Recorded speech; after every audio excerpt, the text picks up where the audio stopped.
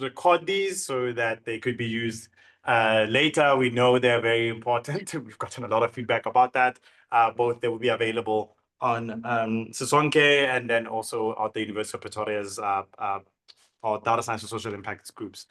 And then just for everybody, we've been running this seminar webinar series now. I think we're in like 5 years, if not 6. It's been great.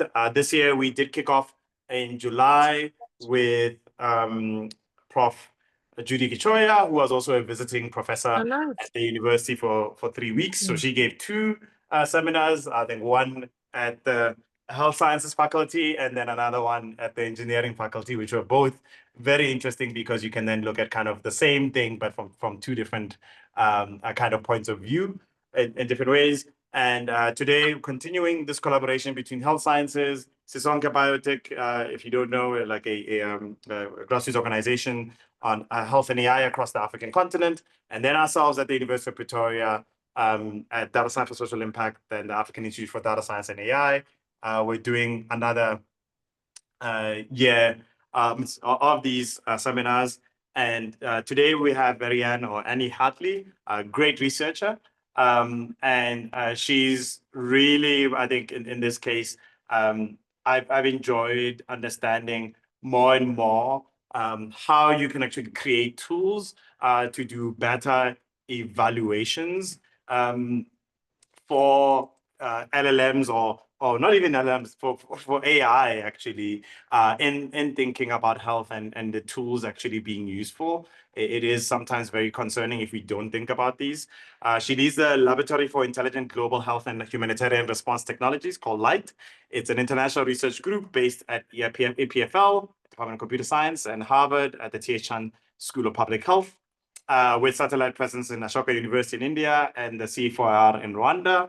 Her team works with NGOs and humanitarian response organizations like Doctors Without Borders and the International Committee of the Red Cross to develop implementable AI-powered technology that provably improves healthcare in resource-limited settings and underrepresented populations. In her free time, Annie is passionate lover of street dogs and a medical doctor and continues to work clinically in a volunteer capacity in her home country of South Africa.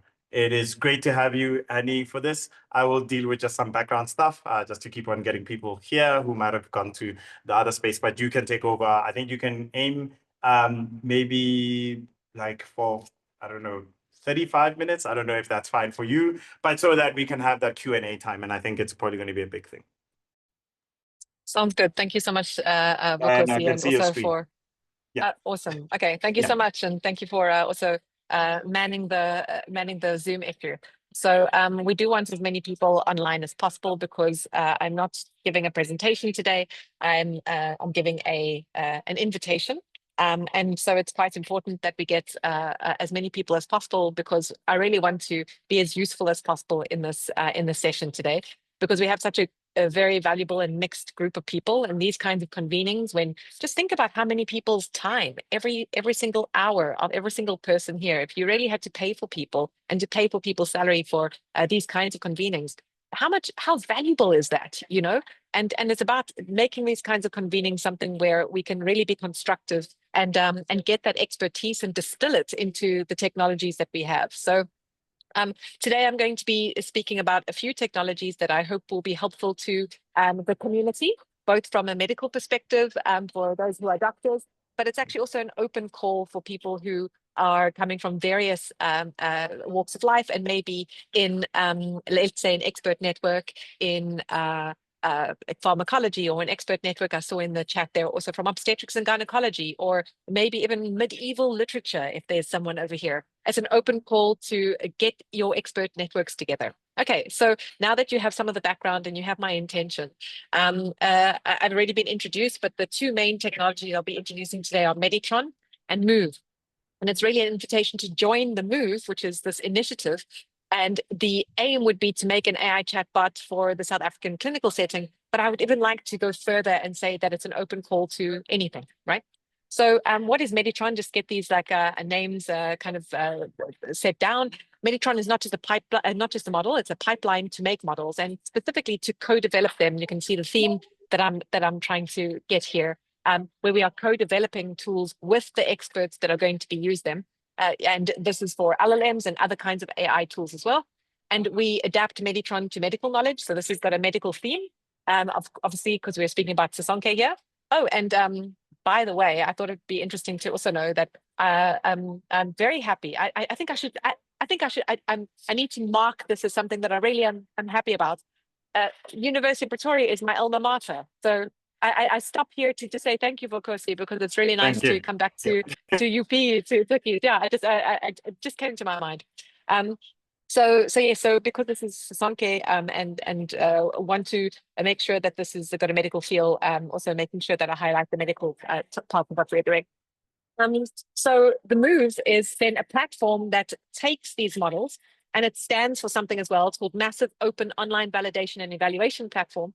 And it's a platform to collaboratively co-develop these tools. And it's the tool that allows us to do what I've been trying to say. So it moves the models. It's also kind of emblematic of what it's trying to do. Move the models to your setting, to your expertise, with the nudges that you are giving it in the feedback, right? So how do we actually do this? So what we're trying to do, whoops, I went back, is really represent the settings where we are working. So these are some of the settings and photos of the places that I'm volunteering in South Africa, where you can really see that there's like no electricity sometimes, no running water. And some of us that are working in these environments know that these are not exactly the same sorts of environments that people are associating with AI tools, right? There's normally some stupid hologram somewhere, you know, where they touching the air and whatever, and it's not very pragmatic, not very operational. And lots of people then discard this and say, you know, well, low resource settings need low tech solutions, and volatile environments like what we are working with, like for instance, when I was in the Ebola epidemic in West Africa, a lot of the kind of conversation was about that we just need basic tools, basic things. Everything needs to be basic and simple. But I would really say that you know that's really quite far from the truth. I really think there's an opportunity to develop to deliver, especially now with these new tools, very high level of technological development in even the most remote settings. And an example of this that's a little bit more lighthearted is how we were able to use even technology in these settings. This is probably the best day of my life, at least, where I was doing transrectal ultrasonography on a herd rhinoceros in South Africa. A very extreme and remote environment, and here technology really helping us do gestational ultrasounds on these rhinos, right? So best day of my life, guys. I mean, everything since this has been an absolute disappointment. But these extreme environments actually can benefit from technologies, and we shouldn't discount it. So some examples like this is a great example where we had community health workers following a really interesting group of community health workers around in Kenya. And this is Carol, and she was basically in a consultation with a patient who wanted to know more about a stroke. And she was able to, and just to see this, and this is not recent, this is not cutting edge, this is like last year, October, which is a lifetime in terms of AI development, right? And even back then, without any friction, she was able to ask the question in her own language, in Swahili, and get a reasonable answer back. And that kind of, in her own voice, that kind of like access to information at the time that you need it and in the place that you need it is so invaluable that we really think that this is changing the way that we can engage with technologies. And when she kind of saw information from the patient that was maybe worrying or ambiguous, she was able to, without having to go to a textbook that she didn't even have, she was able to ask the chatbot in her own conversational voice what to do next, and without any specific training. So I think that that's really an exciting kind of potential that is different from the different kinds of tools that we had before, where they were very vertical and needed to be adapted to each and every individual situation. Whereas this one could be quite responsive to a range of situations, which really makes it much more adaptable to these very volatile and unexpected and kind of situations where you have to deal with a whole lot of different issues at once. And as an example here, not only was she able to answer questions that were informational about stroke, but also about blood pressure. And for instance, here, even with multimodal device, very practically, she asked the patient if he was taking his blood pressure medications because his blood pressure was out of control. And the patient said, yes, I'm taking my blood pressure medications, put it on the table. And she was able to then, question that, to say, well, I have no training in this, but is this the right medication that he should be taking? Take a photo of that medication, put it into ChatGPT, ask the question, and actually get a very reasonable result, even a year ago, about what this medication is, which it wasn't actually. So he was not taking blood pressure medication, he was taking antihistamines. And so this was a mistake that was made at the pharmacy. And this is the kind of potential that we have with these tools that can really respond to our needs on the ground, right? So I think you get the motivation of why I'm here today. I really think that these kinds of tools that can deliver information in the language that you want to use them in, that really meet you where you are, can deliver something that is invaluable, which is obviously information, but not just any information, the right information at the right time and in the right place. So what we do, I said that this was an invitation to participate in developing these kinds of tools. We develop tools at various levels of implementation, and I want to invite you very practically into several of these tools that we are making, and also resources that we make available for people who are training models, and as well as people who are deploying them and using them in clinical practice, for example. So what we are doing is we try to make scalable tools that are provably impactful, which means that we actually do randomized control trials as well. And we actually also build the tools starting from data, managing that data ethically, making tools for that we can use as well. I can show you some tools, making models such as Meditron, which I'll show you as well today, and as well as a new open model that has been developed by the Swiss research community called Apertus, which I'll tell you about as well. And then applications that allow us to actually put that back into clinical practice, which is the MOOVE, and then collect further data that will further inform our applications. Okay, so very practically, we really want this to be extremely open, right? We want to invite people in, and we try to make the pipelines that we are making and the tools we are making agnostic to anything, agnostic to the data, agnostic to the model, and agnostic to the geography as well.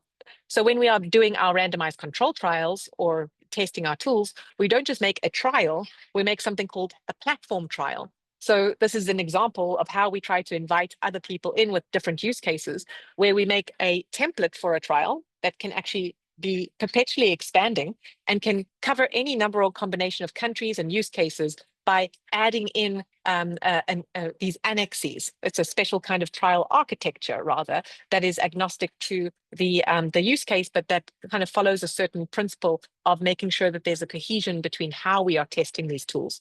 And so if there's an interest in joining into the platform trial, that can also be something that you're welcome to reach out to me about, right? So I'll tell you about the trials that we are running. We also have different ways of managing data. So this ethical management of data, where we try to respect the ownership and governance of the data locally. So we collect the data, but we really try to ensure that the data is kept locally and it can be owned, and it's the sovereign kind of artifact of where it should be, where it is collected. We make a platform called Disco for distributed collaborative learning, which is basically just a website, and it's something that can empower people when they have data that's distributed across several places to learn a joint model together through this platform. It really allows you to access AI without having any pre-existing knowledge about how to code, right?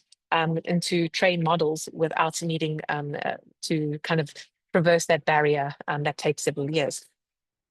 Then we, of course, have the two things that are the main focus today of making models. We have a whole lot of different models, from models that are automating the interpretation of, let's say, medical images like ultrasound, to these large language models, which we have a wide variety of as well. So it's not just a model, but it's a suite of models, and it's a pipeline to medicalize any model. So when a new model comes out, you might have been inundated with the enormous amount of activity around this space. Week 1, DeepSeek comes out, and then week 2, there's already 3 other models with like Llama and Quen and the new OpenAI open models, etc. And you can't keep up. And it's about making sure that we actually, rather than make a model, we make a pipeline that's responsive to any model, right? And if you make a model, if your friend makes a model, everyone in their granny is making a model, right? And it's about understanding and developing a pipeline to understand them and to evaluate them and to calibrate our excitement about them with evidence, right? And so we can't just, we have to have evidence that they work, and we have to make sure that they work in practice. And so that's why we try to close this gap over here to say that we're not just making models, but we're making a platform to evaluate those models. And this is our biggest initiative at the moment in terms of number of people who are participating. And we're trying to deliver on the M of the acronym for massive, because it's so important to cover the permutation space that, all the different combinations and ways that you can ask these models questions and all the different ways that they can answer. It's important to cover that so that we can have a good understanding of how they perform in different situations. So this massive open online validation and evaluation platform is really our biggest kind of initiative to include people in development of these tools. And most importantly, as you can see, this is a cycle, to include them in the continuous development of the tools and to ensure that people understand their own responsibility of participating in the design of tools through validation. And it's their validation that will ensure the participatory governance as well, so that we can govern these tools through evidence. Starting with Meditron, I said that I would kind of zoom in on two things. So what is this model actually? And you can see here, I've said it in different ways, but I want to just show how it works. So you can take basically the pipeline. So you can take any model, so Llama, Gemma, Mistral, DeepSeek, and now a new model, Apertus, which I'll tell you about, which is quite exciting. And you can take any kind of data, and we've made a pipeline called MOORE for a massive multimodal open RAG and extraction that extracts any kind of data from video to images to PDFs to anything. And it enables doctors to participate and experts to participate in extracting the data that they think is reasonable, so that we can use models that they feel are responsible and make a model that's adapted to their setting. This data can be anything, right? Here we are medicalizing models, but we are also working with some partners in the humanitarian space to develop tools for international humanitarian law. And so you can imagine this curation can be done with any expert group and really involve them from the beginning with the curation process. You might have seen this over here, this Apertus thing over here. It's kind of the Swiss-made LLM that we've just released a week ago. So I just thought I'd quickly highlight this as one of the base models that really exemplify the open culture of the model development here, and how extreme the openness is and how seriously it's taken, right? And we really have wonderful people who are leading this initiative. It's called the Swiss AI Initiative. I'm also part of it. And they've really like set a standard, and I thought I'd just highlight it in this talk because it's quite exciting for us this week. A lot of activity, and it's really a truly open model. So for those of you who have heard about like open source models, it's about like allowing you to own the model if you want to and run it locally, so that you don't have to send all of your questions to large language models to some cloud somewhere, to some company, right? Openness is about releasing the weights of the model, what's like kind of the secret source of it. But a lot of people, and in fact, every single model that has come out that is of the size that, that's an impressive size, that performs well, that performs at a kind of a ChatGPT type level, that can actually be useful at what we're speaking about here. It's about a 70 billion parameter model. It's quite a big model.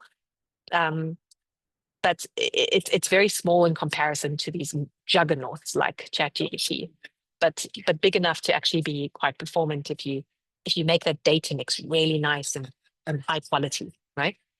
And no one has released at this size a model that's actually completely open, that includes all of the data that it was trained on as well.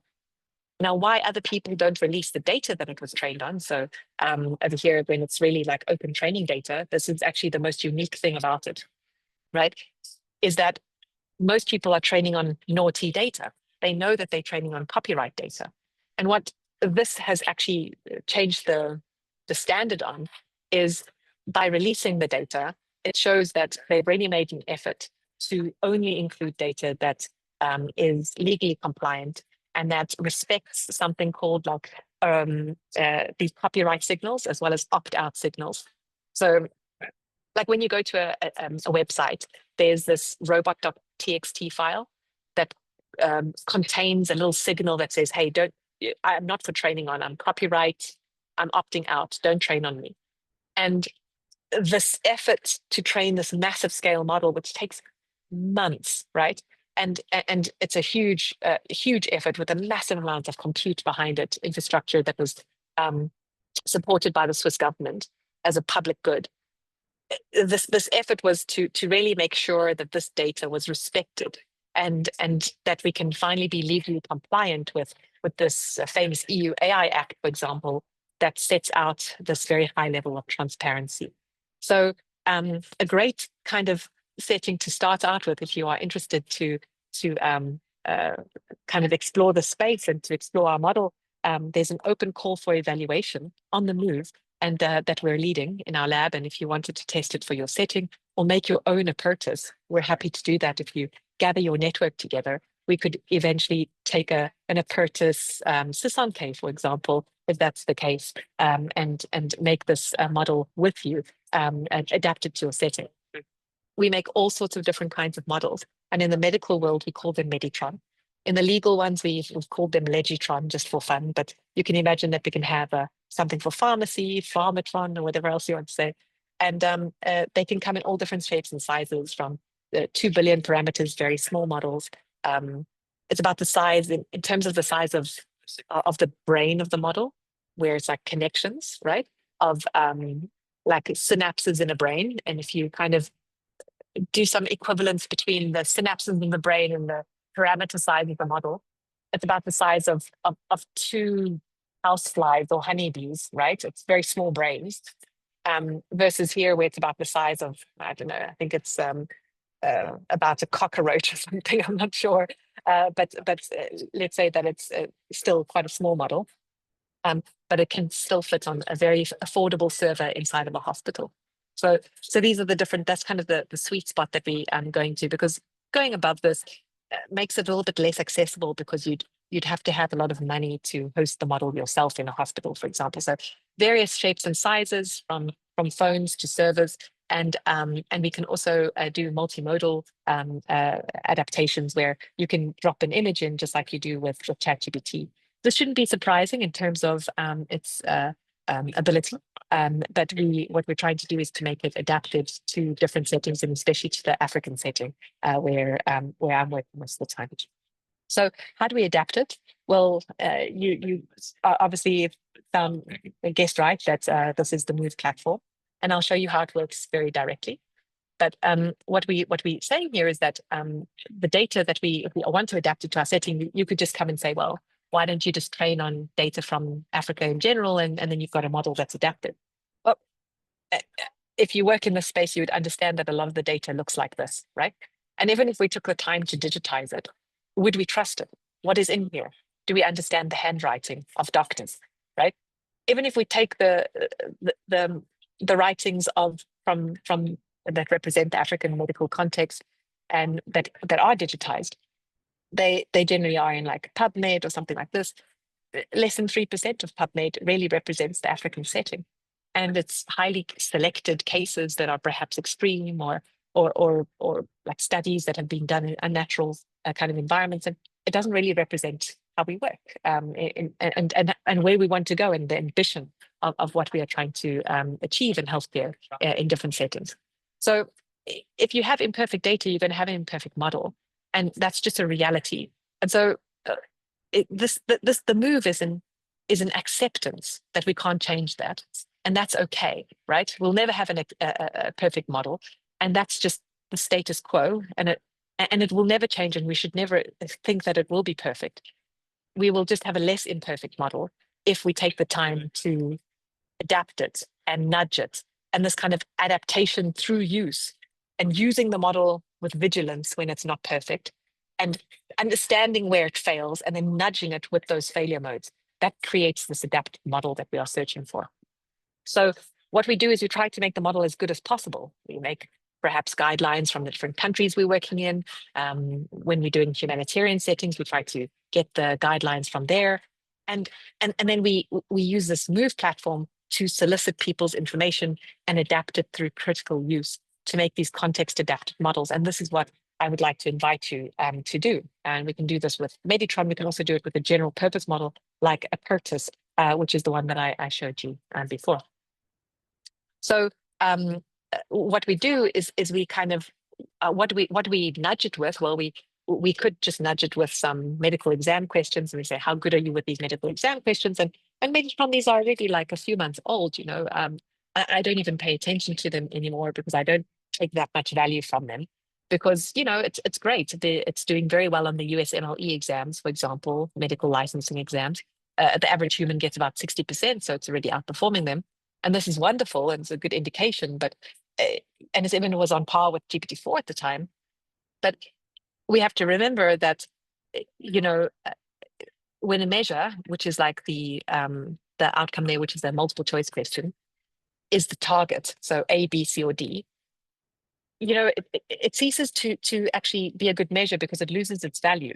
This is not what patients come to us with. They don't say, doctor, I have chest pain and it may be A, B, C, or D. It's about having a conversation. It's about the art of medicine. It's about engaging with the patient. And we have to use the tools in the environments that we expect them to be used and evaluate them there as well. So in these last 5 minutes that Vukosi has given me here, I just want to quickly pitch for the need for context validation and specific validation, and to show you actually the platform, and then to give you the QR code invite, right?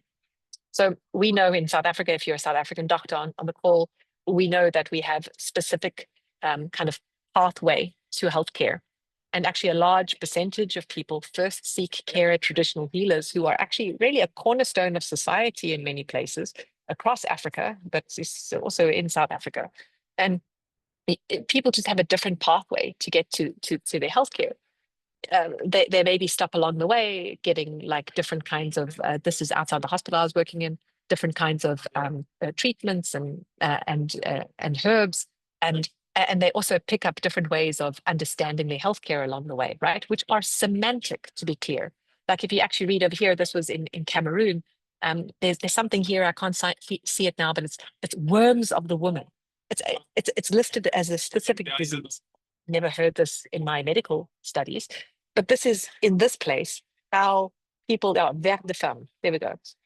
This is how people understand a certain disease in linguistic terms in that setting, and this is something that needs to be represented semantically in the chatbots that we want to use in our context, right? So there are clear differences in the patient journey, in the patient's vocabulary journey as well. And their journey is like this, because look at the alternative. What are these people lining up for? They, these people are lining up for what? To find out information out of the bottleneck of an individual human. How much better would it be if they had an alternative that they could get information from a source that was in their pocket? You can't blame them for seeking alternative sources of care. So we also need to address our vocabulary of fake news, which is also very individual in different countries. And I'm sure everyone has gotten a Dr. Rashid equivalent in South Africa, where you get them at the robots, you know, and you can see all of the different ways of how people would understand their care in different settings. And these kinds of things also need to be represented, which are very specific to our setting as well.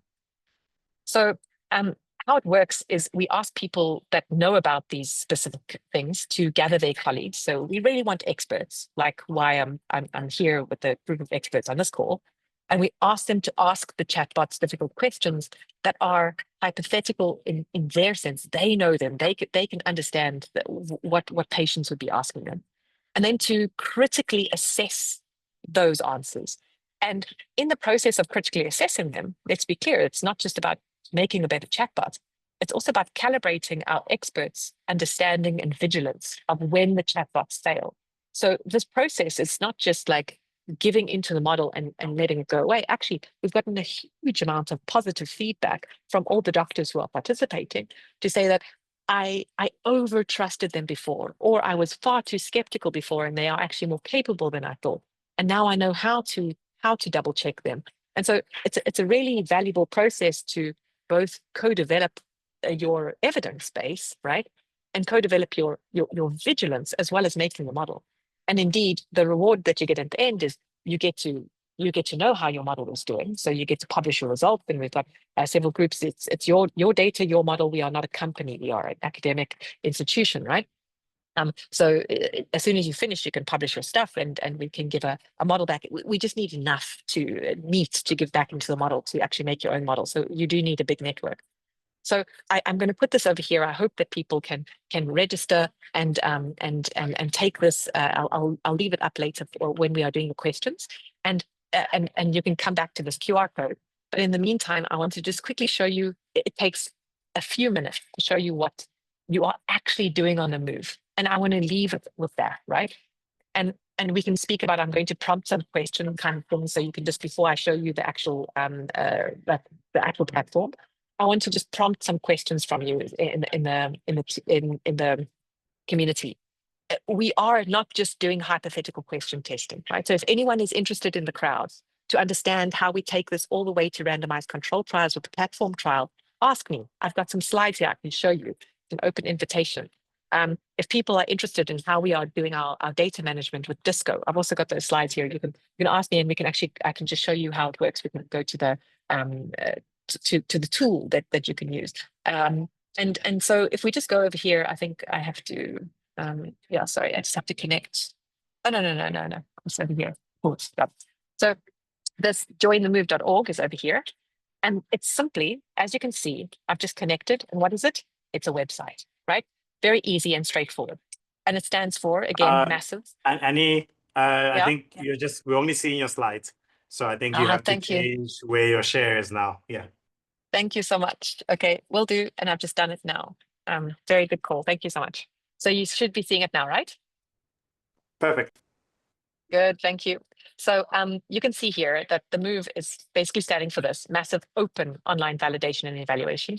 It is a website, okay?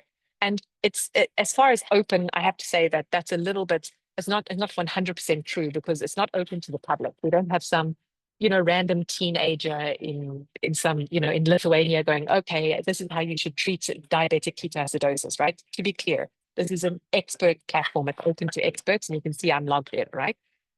So it's an online platform, and you can see it's an invitation to co-design AI with your expertise.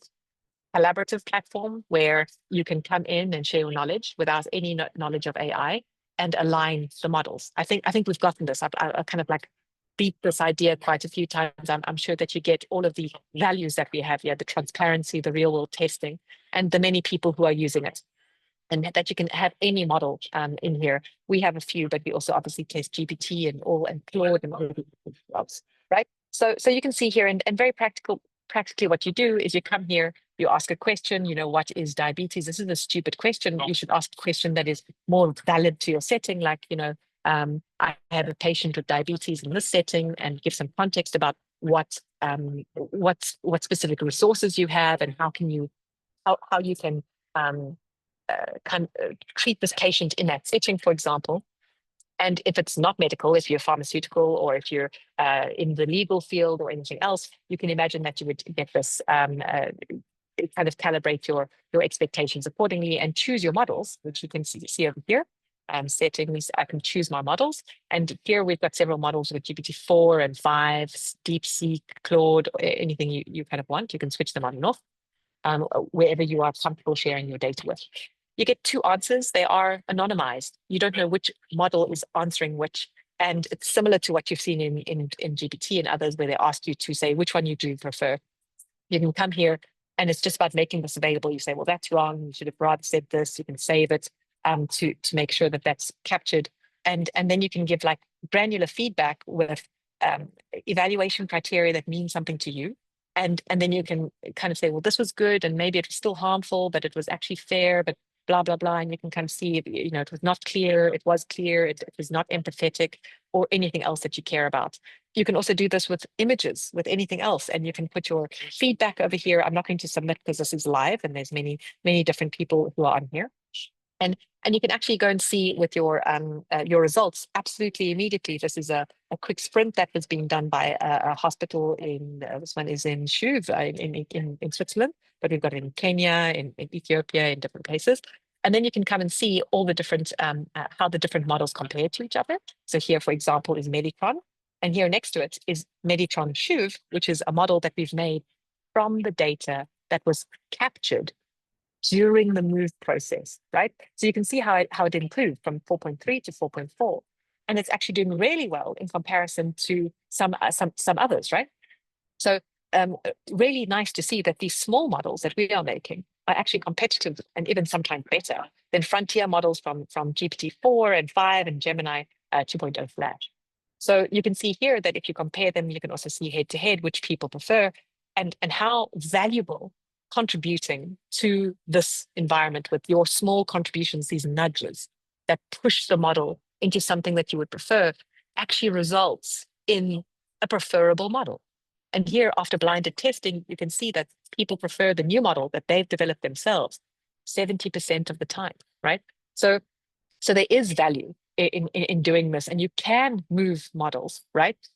And therefore we can kind of calibrate our trust with this evidence and aim for something that's truly locally owned with community alignment.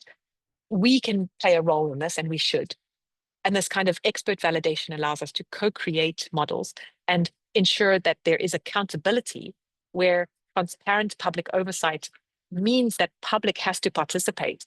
And it's up to us to make the public participate, to understand our value and our responsibility to participate in these tools and validate them as part of our work, right? To ensure continuous learning, make them dynamic, make them updatable. And it's our work as data scientists and as communities like this to make sure that it's easy so that we can have these adapted and tools that are representative of the evaluation that we're giving them.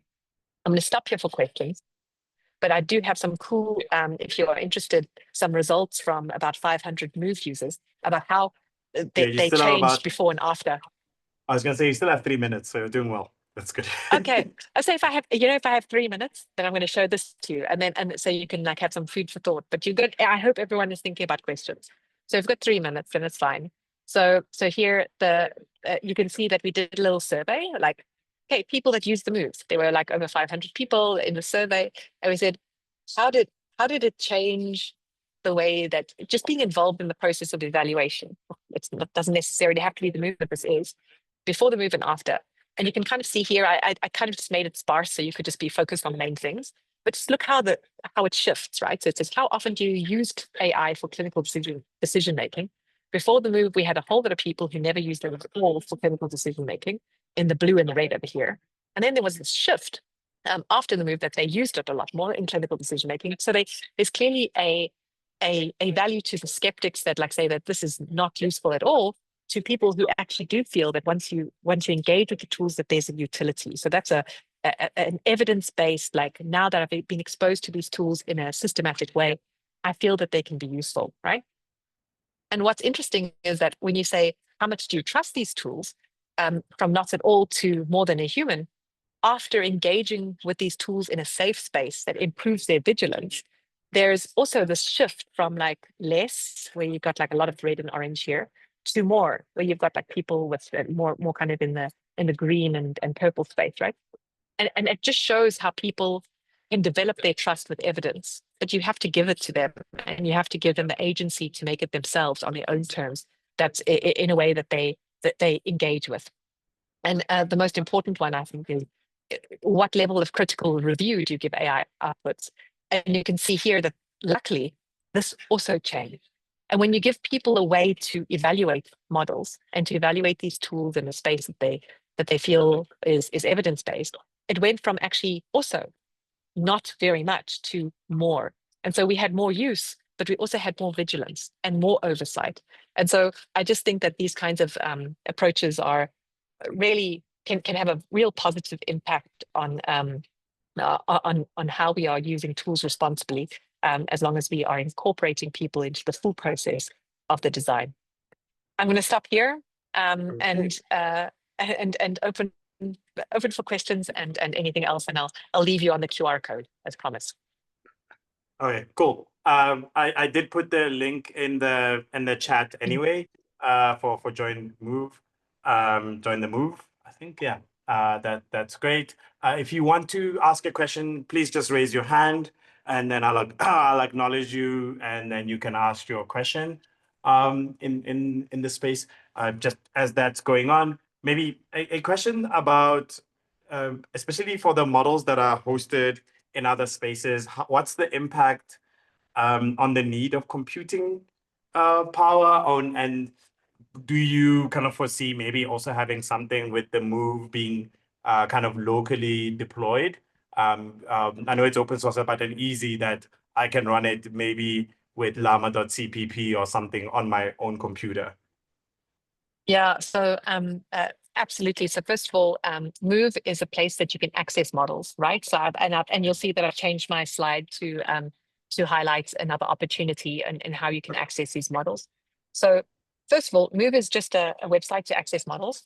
And whenever there's and we don't open source the code of the MOOVE just because we have to be a validation authority, but we allow other people to be validation authorities. So if there's a hospital, and we've already done it, for example, with the International Committee for the Red Cross and a few other hospitals, where they've asked us to, where they want to host the MOOVE, everything internally, then we give it over to them so that they can get validated people onto the platform. And we kind of, as long as they are validating their medical experts at least, so this is for the medical one, but absolutely give it to anyone who is like a validated authority for like medical care or whatever else. So yes, if there's a willingness, but also it's an effort, right, to host it. So you have to have the data science expertise on site, and for most of the organizations, they don't have that on site, and they rely on us to host the actual models, right? Here I also invite people, if there's a really big and ambitious initiative, or let's say like like for instance what you're doing, Vukosi, with like trying to make more multilingual models that represent lower resource languages and collecting this massive amount of data on different languages. These kinds of big initiatives require large amounts of compute, but also in the MOOVE, we want to host large models. It costs a lot of money. Where can you get this compute from? And in Switzerland, under the same kind of place that we've been running all of our models, there's this initiative called ICANN for the International Computing and AI Network, where they're gathering a whole lot of different sources of compute, but also interesting data sets to ensure that there's access to them, and to coordinate talent from different places, from people who are running models to people who know the data on the ground, and to provide a space for people at a very, very it's like you pay just for like electricity of the cost. So it's really kind of trying to be as accessible as possible in several impactful domains. Yeah. So that's it as well. Yeah. Okay. No, thank you. Yeah, I think there is a question. I don't know if you want to maybe stop sharing your screen for now, so we can just get some people. So Luando Lubanzi, you can unmute and ask your question. He's still there. Well, thank you. I don't know if you can hear me. We can hear you now. Afternoon. Thank you very much for the presentation. So it was really insightful. So I'm also in that kind of field. But I just wanted to know, with regards to especially the health side, with regards to the integration with public health systems and its security, like how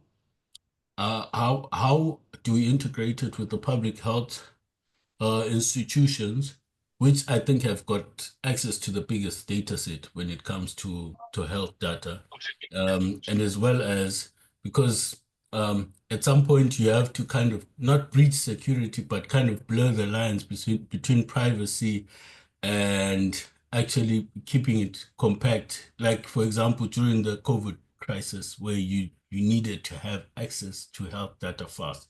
So is it kind of some sort of mechanism to kind of handle that? It's a great question, because what we do, and the thing is that you can think that this can be quite hypothetical and like, oh, this is a nice idea, maybe we can do it in a few months, because it's so complicated with the data, as you said before, and integration into healthcare systems. I would like to say that this is a several stage initiative, and the first stage doesn't require that, but I would like to answer how we do that. But I just want to kind of put it into context by showing you this diagram. What I showed you today was something that doesn't require any integration into data sets and actually isn't dangerous in terms of sharing data. And we can actually access any model that we want to, because what we are doing is we're doing a hypothetical question testing, where we get people in the comfort of their home, sitting on their chairs without any patients, to imagine a patient scenario, right? Hypothetical question testing, which we call a HIP MOOVE. And you got two answers, which you saw me there. I evaluated them, and my colleagues will also evaluate them so I can get some consensus. In this hypothetical phase, we can start tomorrow. And indeed, we run these large-scale validatathons, that we call them, where we get people in a room together to validate the tools over a day, or maybe over a sprint, a month, or something like that. But what you were speaking about, which is important, is about the importance of engaging with real data, right?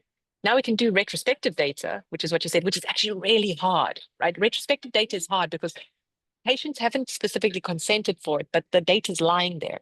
So wouldn't it be lovely if these scenarios that we are putting into our models were real world, and that we don't need to rely on like humans? Maybe we can actually see, instead of saying, is this right, and having a human look at it, we can rather say, is this right, because we assume that the diagnosis that was given in reality is the correct one. So in other words, we're taking a real world use case, a real world outcome, and just seeing if the model got it right, right?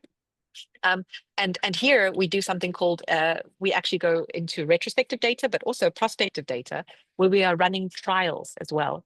And how you integrate it into the public health system is really to ensure that you respect the way that doctors use these tools in reality. And you have to test to see how they would use it best, to make sure that you create evidence for how you can integrate it. So here we are busy in 5 different countries in Africa. We are now busy enrolling patients, and then following routine care. We want to see how people would use it. We see the patient, we follow up the patient, we call them like 3 and 28 days later, we get their outcome.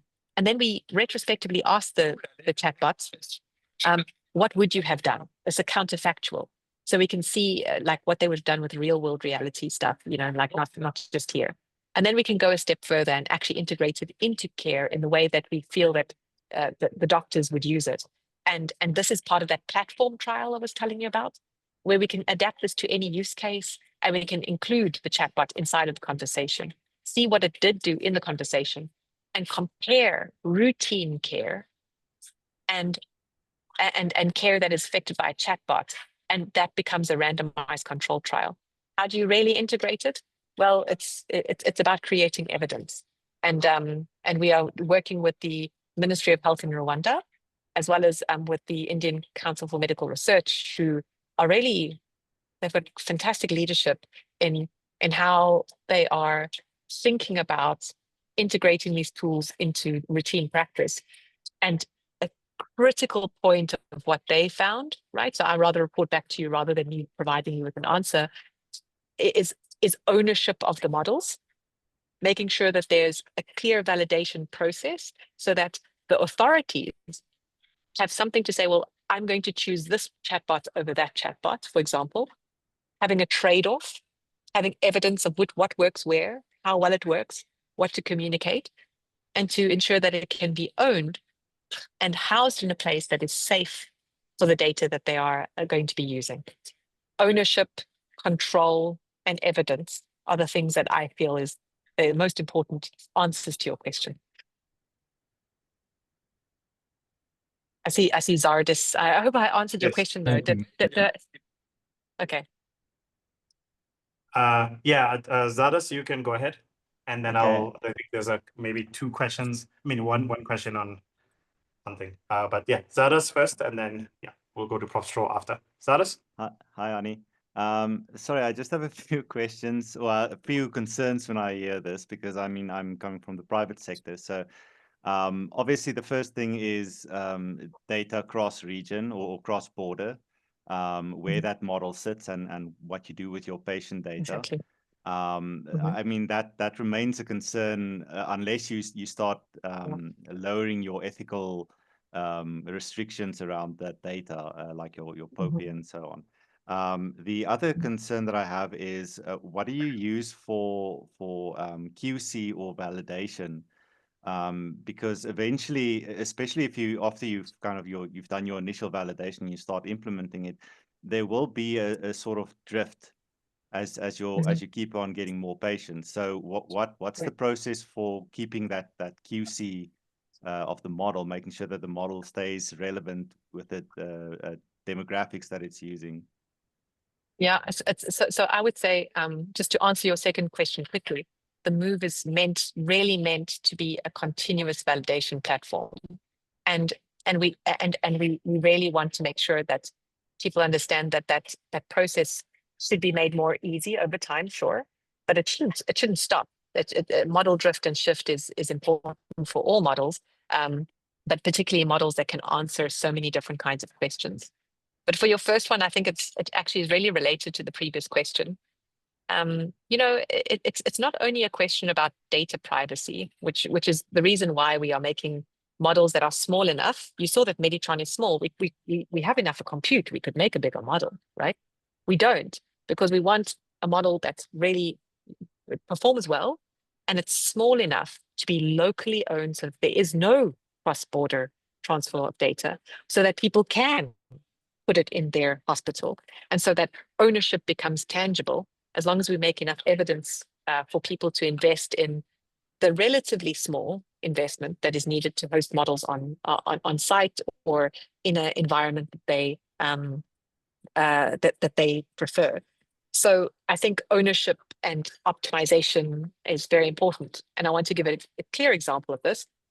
For instance, GPT just came out with GPT-5, right? And maybe a lot of people, actually, definitely a lot of people have been validating GPT-4 before that, spending millions of dollars, even on clinical trials, and validating this GPT-4 model just before. And then all of a sudden, if we have this dependence on proprietary models, it's not just about a dependence on where the data is going, which is a huge can of worms, where you are going to just send your data to some company, right? But it goes beyond that. It's about having not a dependence just on privacy, but a dependence on validity. And when a model can just be changed at the drop of a hat, right? And all of the GPT-4 type models that were actually temporarily decommissioned, right? And then after people brought them back, but they were actually changed. GPT-5 is now a router that routes to different kinds of models. And your validity of all the stuff that you invested in is gone. And how have they updated it? You have no idea. Maybe they have a new kind of agreement, an advertising agreement with a big pharma company. Every time I say depression, give me this drug, that is a viable means for them to make money.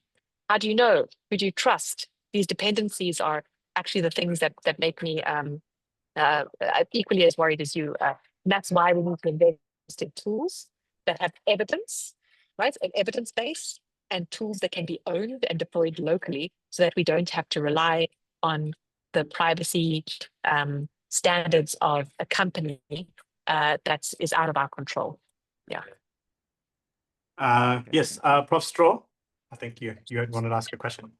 Thank you very much, Corsi. Annie, I would like to just say I think it's extremely interesting what you shared with us. I am coming from a bit of different side. I'm a mathematician, and I actually worked very close on the boundaries of quantum physics, mathematical modeling of quantum physics, and I just wondered to what extent the whole sort of innovations of quantum computing is going to impact on. I mean, the discussion today was more about a public, mostly about public health and big data science interactions. But do you see yourselves also at the research sort of base looking at quantum computing in terms of big data sets? So it's such a nice question, Prof Straw, because it kind of touches on something that is really close to my heart. It's about optimization, right? And right now, actually, it highlights what we're trying to do. We're almost at the other opposite end of the extreme. We're trying to avoid really difficult, kind of, let's say, difficult to access means of compute, and to respect the cost of a huge model that we are making. So it costs several million to make these models, and to rather respect that, train it once, and then use very, very small computing power to nudge, right? Okay. And so what we are doing rather is we're doing direct preference optimization, small kind of optimizations and techniques to take a very big model that's trained once, to rather respect small micro variations. And your question, I think, is very interesting if you are already in terms of like the if there are big data sets and there is an ambition to train on a big data set and to use very high kind of level computing resources and quantum computing, there's a need for, I think, these collaborative environments where we develop those tools with the participation of the people who are going to use them. So those are my two messages. I would say that no, we're not using quantum computing or thinking about that. We're kind of almost trying to do the opposite. But I would say that those initiatives to make the big models, which is like Apertus, the new model that we made, are so much more valuable when we approach them through networks. And so it's about like making these networks. I'm to be clear, I'm a computer scientist. We are doing hardcore computer science. Yeah, sure, this is the participatory part of what we're doing, but we make sure that we include them in the hardcore computer science, and we have people like doctors embedded in our research lab to ensure that. It's a high level response to your question, but I think it really reveals the what we're trying to achieve. So thank you for asking it. Yeah. Really appreciate it. Thank you. Okay, thank you. I think one just last question that came from Ronald, and I know there's a couple of ones, is that you had talked about traditional healers, and maybe how are you, like, putting them in the rooms or in MOOVE, or what are some of the concerns that you've had in thinking about that? And that's going to be our last closing question. We've got about 2 minutes. So yeah. I love this question, right? So as a doctor in South Africa, often there's like a fight between what they call like hospital medicine and traditional medicine. And I don't think there should be. Our traditional healers are really pillars of our community. And if we work with them, we can really, like, it's a community support network that we should really respect. And it's a part of our community that is really important and is not going to go away because we think that it's like, not science or something like this. I'm really on the other end of this, that we should respect what they are doing and have their voice inside of these technologies as well. As